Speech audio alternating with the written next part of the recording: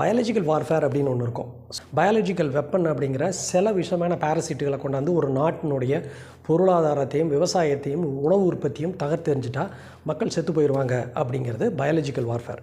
ஆனால் இப்போ லேட்டஸ்ட்டாக internet warfare, especially from Instagram போன்ற ஆப்பில் நடக்கக்கூடிய சில விஷயங்கள் ஆட்சி மாற்றங்களை ஏற்படுத்தக்கூடியது. ஸோ இப்போ பார்த்திங்கன்னா சிஜேபி அப்படின்னு காக்ரோச் பார்ட்டி அப்படிங்கிறது இன்டர்நெட் மூலியமாக மக்களை வீட்டுக்குள்ளேயே உட்காந்துட்டு மெம்பராக சேர்த்தக்கூடிய அளவுக்கு அது ஒரு வார்ஃபேராக நடந்துகிட்ருக்குது. இப்போ தமிழ்நாட்டில் பாலியல் வன்கொடுமை அப்படிங்கிற விஷயத்தில் ரொம்ப உன்னிப்பாக பார்க்க வேண்டியது, சின்னஞ்சிறு குழந்தைகளையெல்லாம் பாலியல் வன்கொடுமை படுத்துகிற அளவுக்கு இந்த ஆண்களுக்கு எங்கிருந்து தைரியம் வருது, எதனால் வருது அப்படிங்கிற ஒரு கொஸ்டின் இருக்குது. இதில் ஃபஸ்ட்டு விஷயமாக பார்க்க வேண்டிய விஷயம் என்ன அப்படின்னா, இந்திய அரசு இது தடை பண்ண வேண்டிய முக்கியமான விஷயம் என்னென்னா, போர்னோகிராஃபி அப்படிங்கிற சைல்டு போர்னோகிராஃபி, ஏஐ ஆர்டிஃபிஷியல் வீடியோவில் வரக்கூடிய மெச்சூர்டு லேடிஸ்னோட போர்னோகிராஃபி வீடியோஸ், இது எல்லாமே நீங்கள் கூகுளில் போய் போர்னோகிராஃபி சைட்லையெல்லாம் போய் பார்க்க வேண்டிய அவசியமே இல்லை. இது எல்லாமே இன்றைக்கி இன்ஸ்டாகிராமில் ஓப்பனாக வந்துருச்சு.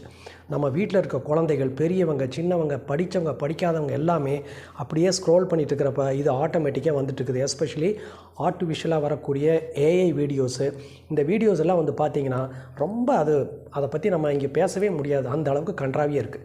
என்னதான் இருந்தாலும் ஆணுக்கான ஹார்மோன் வேறு, பெண்ணுக்கான ஹார்மோன் வேறு. இதில் டோபாமின் வேறு ஒன்று இருக்குது. இந்த ஹார்மோனும் டோபாமினும் ரெண்டும் ஒன்றா சேர்ந்தால் என்ன பண்ணும், இதில் இந்த இன்டர்நெட் வன்மமும் ஒன்றா சேர்ந்து போதைப் பொருளும் சேர்ந்துருச்சு, குடிப்பொருளும் சேர்ந்துருச்சு அப்படின்னா அவனோட புத்தி குறுக்கு புத்தியாக தான் போகும். ஸோ ஃபஸ்ட்டு இதையெல்லாம் தடுத்து நிறுத்துறதுக்கு பார்ப்போம். இன்ஸ்டாகிராமில் வரக்கூடிய இந்த போர்னோகிராஃபி மாதிரியான வீடியோக்கள் இதையெல்லாம் இந்திய அரசு கண்டிப்பாக தடைப்படுத்தணும். அது எந்தெந்த வலைதளத்தில் வருது அப்படிங்கிறத தடை பண்ணணும்.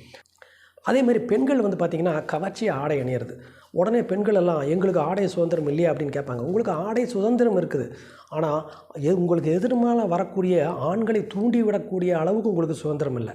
அவங்கள தூண்டிவிடக்கூடிய அளவுக்கு நீங்கள் கவர்ச்சிகரமாகவும் ரொம்ப அசிங்கமாகவும் கேவலமாகவும் ட்ரெஸ் பண்ணுறது பெண்கள் தான்.